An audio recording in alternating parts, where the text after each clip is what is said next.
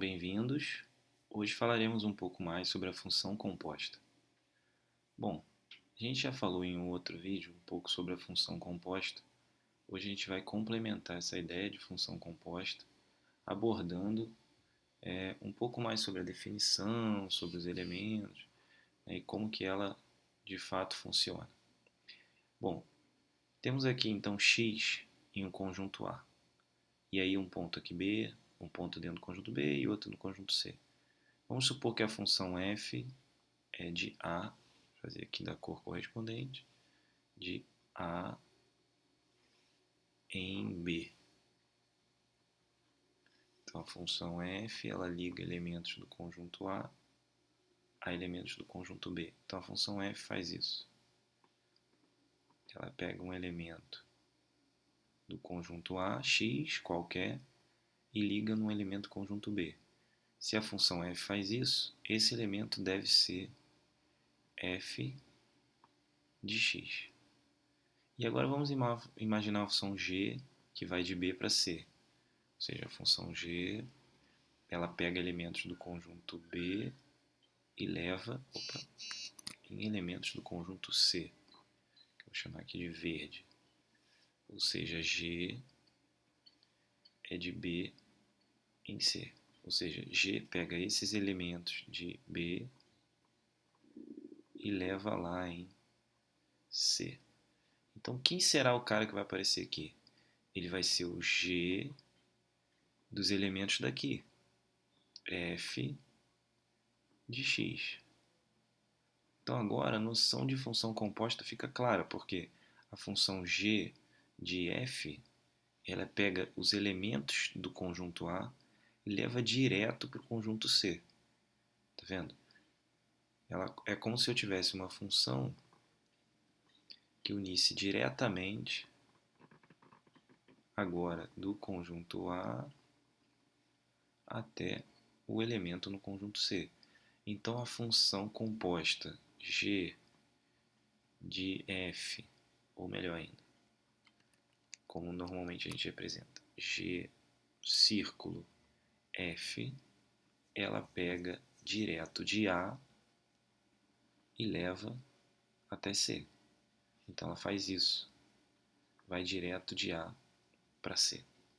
Certo? Então essa noção de que a função composta leva do domínio da primeira função direto para o contradomínio da segunda é importante, né? Primeira que eu quero dizer f, segunda que eu quero dizer g.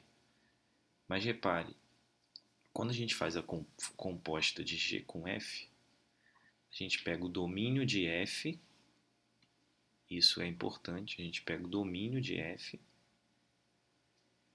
e o contradomínio de g. O contradomínio de g, certo? Vamos ver como isso interfere na noção de função composta, na prática. Bom, primeiro, vamos dar um exemplo aqui. Simples. f de x é x mais 3. G de x é 2x. Quem seria f de g de 1? Existem duas maneiras de fazer isso. Uma delas é encontrar a expressão da inversa, da composta. Já fizemos isso aqui. Só que a gente não vai fazer isso. A gente vai calcular o g de 1 e o resultado de g de 1 a gente vai calcular o f desse resultado. Então, o que a gente quer na verdade é fazer primeiro g de 1, que é o que está aqui dentro. G de 1 é igual a 2 vezes 1. Ou seja, g de 1 é igual a 2.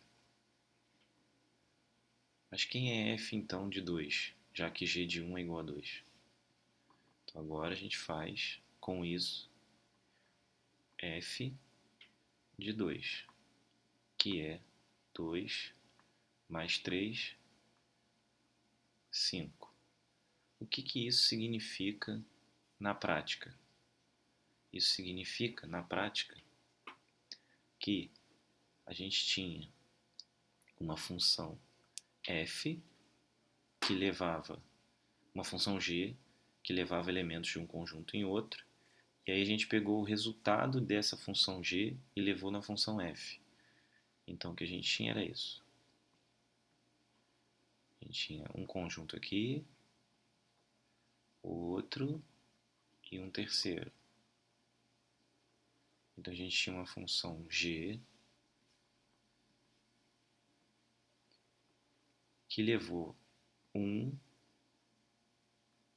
direto lá aliás, ao contrário aqui, peraí. Função g que levou o 1 direto para o 2. Então essa função g fez isso. E a gente pegou esse 2 e levou para o 5 através da função f. Quando a gente fez essa conta, a gente fez f de g, que nem a gente fez antes, só que antes a gente tinha botado f à esquerda e o g à direita. Vou voltar para você ver. Ó, a função aqui é g de f. G de f. No nosso exemplo, a gente fez, voltando aqui, f de g. Ou seja, primeiro a gente calculou g de 1, obteve 2. Depois calculou f de 2 e obteve 5. Certo? Então essa primeira função é a função g. A segunda é a função f. Aqui tudo bem. Vamos olhar o exemplo de baixo.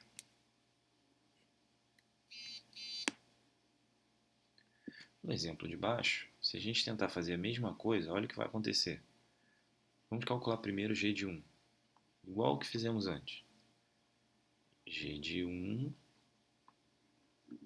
é igual a 1 menos 4, que dá menos 3. E agora a gente só precisa calcular, como fizemos antes, f de menos 3, já que esse resultado aqui, ó, como vimos agora, é menos 3. Só que f de menos 3 seria a raiz, de acordo com essa expressão, quadrada de menos 3. Opa! Mas e agora? F de menos 3 não é definido. Por que isso está acontecendo?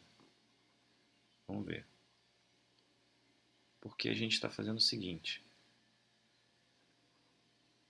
A gente pegou uma função g e uma função f, calculamos g de 1, ou seja, aqui era 1, e obtemos como resultado menos 3. Então a gente levou do 1 ao menos 3, com a função g, aqui. Só que agora, menos 3 não está no domínio de f. Como menos 3 não está no domínio de f, a gente não consegue fazer essa conexão. Bom, então fica claro aqui que é importante que as imagens de g estejam no domínio de f. Então, uma solução para esse problema seria restringir o domínio para que a imagem de g seja restrita. Não vamos fazer isso agora. Isso vai aparecer em vídeos posteriores. Mas é importante que você perceba que não é porque a gente consegue encontrar a expressão da composta que ela existe. A expressão da composta é simples de obter. Se eu quiser simplesmente obter f de g de x, bastaria fazer raiz. Quem é g de x? X menos 4.